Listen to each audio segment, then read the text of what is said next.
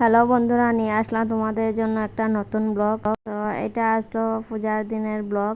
তো ব্লগটা আপলোড করতে অনেকটা লেট হয়ে গেছে। দেখো, পূজার দিন সবাই কাজে ব্যস্ত, আমিও ব্যস্ত। আমি এতটাই ব্যস্ত যে আমি ভিডিও শ্যুট করবো তার কোনো ক্ষমতাই আসলো না।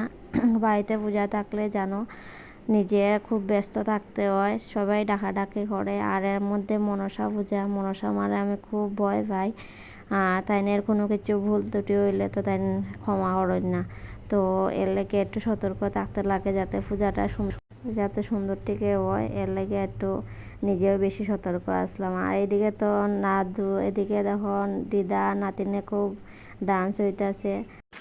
এইদিকে আমি করে দিকে ব্যস্ত, আর এদিকে আমার হাজব্যান্ড বাইরে দিকে ব্যস্ত। মনসা পূজাটা যাতে সুন্দর থেকে হয় তার জন্য খুব টেনশনে আসলাম। যাই হোক, তোমরা আশীর্বাদে পূজাটা সুসম্পূর্ণ হয়েছে। তো মায়ের পূজা মানে কি কইতাম, মারে আমি স্বপ্নে পাইছিলাম।